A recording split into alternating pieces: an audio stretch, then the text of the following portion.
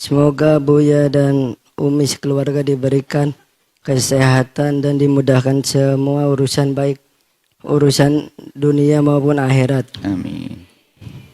Afan izin bertanya Buya, Silakan. apakah benar seseorang meninggal dunia tergantung dengan kebiasaan hidupnya? Syukran Buya atas jawabannya. Assalamualaikum warahmatullahi wabarakatuh. Memang disebutkan almarhumah ta'ala ma'asya alaih.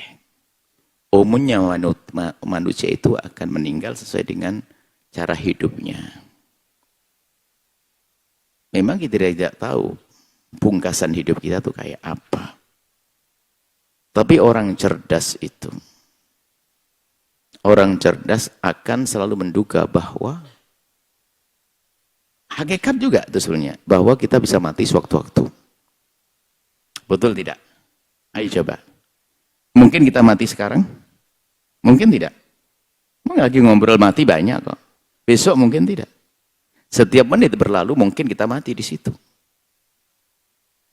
Maka dari itu hendaknya kita membiasakan dengan kebaikan-kebaikan. Supaya kalau mati sewaktu-waktu kita dalam kebaikan.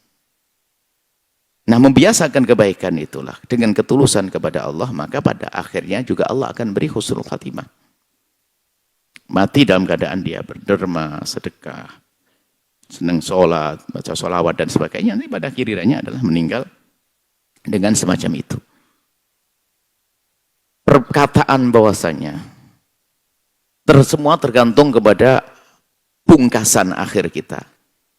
Kalau memang ahli surga, biarpun bermaksiat terus, ujung-ujungnya, kalau tobat masuk surga, kok matinya husnul khatimah. Itu betul omongan itu. Tapi tidak boleh Anda lalu berkata, ya sudah saya maksiat dulu, nanti giliran saya mau mati, saya mau tobat. Siapa yang memberitahu kalau Anda mau mati? Belum tobat, mati duluan, mau apa? Ini kan repot. Maksudnya itu, kita bicara tentang keagungan kuasa Allah. Semua adalah urusan Allah. Orang bisa saja bermaksiat, kemudian setelah itu dia di akhir kehidupannya Allah beri tobat, Allah beri kesadaran, lalu tobat, lalu masuk surga. Ini adalah sebetulnya seruan bagi siapapun yang bermaksiat, jangan putus asa. Segera kembali kepada Allah. Bisa jadi setelah Anda bertobat, lalu Anda kembali. Ini adalah seruan pada ahli maksiat. Di sisi lain, kan ada perkataan bahwasanya bisa saja orang berbuat baik, di ujungnya dia bermaksiat, lalu melanggar Allah, mati su'ul khatimah. Bisa juga. Itu nasihat bagi orang yang berbuat baik agar tidak sombong, maka terus waspada. Itu bahasa nasihat, jangan sok tahu tentang kematian saya, repot. Sok tahu, ya sudah, yang penting kan saya nanti mau mati, mau tobat. Belum sempat tobat, sudah nyungsep. Jadi kalau Anda orang berbuat baik, maka jagalah kebaikan Anda sampai Anda mati. Jangan sampai tiba-tiba Anda putus, kemudian na'udzubillah, lalu mati dalam keadaan su'ul khatimah. Kalau yang selalu berbuat jelek, hei hamba Allah, ada kesempatan, selagi nyawa masih di kandung badanmu, belum sampai tenggorokan, maka Allah masih mengampunimu. Segera mohon ampun, segera berkas mohon ampun. Biarpun maksiat, ujungnya adalah tobat, diampuni oleh Allah. Cuman yang nggak boleh itu sok tahu bahwasanya dia mati dalam keadaan tobat. Siapa memberitahu jam kapan matinya? Ya sudah, nanti tobat kalau sudah tua saja ya nak ya, mumpung masih muda.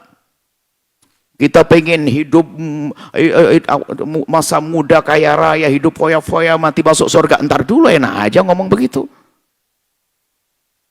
Jadi, siapa yang bisa menjamin Anda mati dalam keadaan tobat? Nggak bisa. Maka menjaga iman itu penting. Biasakan dengan kebiasaan baik, sehingga kalau Anda membiasakan dengan kebiasaan baik, maka peluang husnul khotimah adalah besar sekali. Karena setiap detik yang Anda lewati bisa jadi nyawa dicabut saat itu.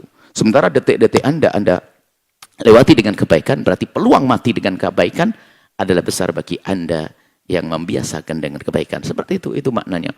Bukan maknanya orang menjadi sok tahu tentang kematiannya. Sudah, yang penting saya berbuat baik terus, kebiasaan nanti pasti husnul khotimah. Ya enggak.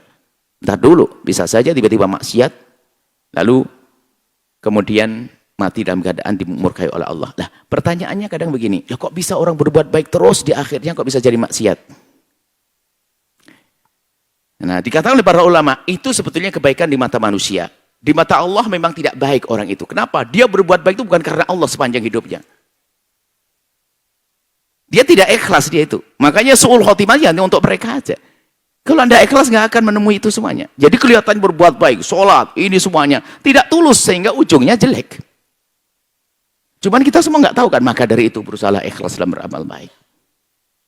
Tulus karena Allah. Memperbanyak kebaikan, kalau mati husnul khotimah. Kemudian bicara tentang husnul khotimah, su'ul khotimah itu adalah begini. Kalau bicara husnul khotimah, Anda untuk memandang orang. Jangan memandang orang lain lalu mengatakan su'ul khotimah. Orang meninggal dunia dengan mukanya gelap, hitam, kemudian dalam keadaan kesakitan waktu sakaratul maut. Jangan dikatakan, aduh kasihan banget itu su'ul khotimah. Oh tidak, karena sakaratul maut yang sakit bisa saja menghapus dosanya. Adapun hitam mukanya mungkin karena adalah jantung dan sebagainya. Nggak boleh su'udon. Ilmu su'ul khotimah itu untuk diri, agar saya waspada, bukan untuk nilai orang. Ada orang, wah ini kayaknya tanda su'ul khotimah, ini tanda husnul khotimah. Husnul khotimah boleh, husnudon. Tapi mengatakan su'ul khotimah, tidak boleh. Anda tidak tahu apa yang terjadi waktu sakaratul maut. Ingat, jangan mengatakan orang su'ul khotimah. Bahkan mungkin ada seorang mabuk, kemudian pulang tabrakan. Anda tidak tahu. Setelah mabuk pulang, mungkin dia tobat, mau ngambil air wudhu, mau mandi, dan dia tobat. Lalu dia husnul khotimah kok.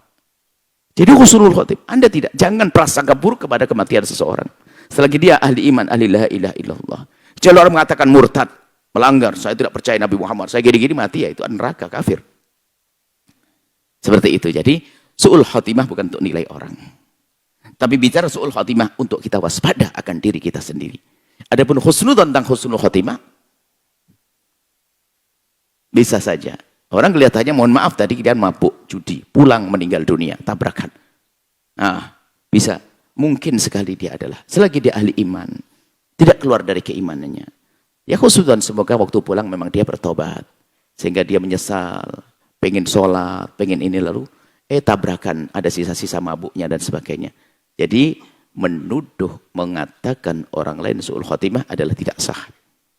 Anda tidak tahu, Anda tidak ngobrol sama, Anda tidak melihat seperti malaikat, wa absyiru bil jannati, atau yang dikatakan waktu dicabut nyawanya dipukuli oleh malaikat. Kalau orang ahli su'ul khotimah itu waktu mati dipukuli, akhriju anfusakum, keluar, tersiksa. Tapi kalau ahli surga husnul khotimah, wa absyiru bil jannati allati kuntum tu'adun, ditampakkan surga.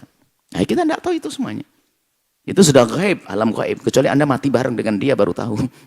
Tahu itu pun tahu alam Anda, tahu masa depan Anda, bukan masa depan orang lain. Jadi ingat, su'ul khotimah tidak, bukan Anda bicarakan tentang mati jeleknya orang lain. Akan tapi bicara su'ul khotimah itu adalah untuk diri kita agar waspada, bukan untuk nilai orang lain. Wallahu a'lam bishawab. Setelah Anda menyaksikan video ini, jangan lupa berselawat kepada baginda Nabi Muhammad sallallahu alaihi wa alihi wa sahbihi wasallam.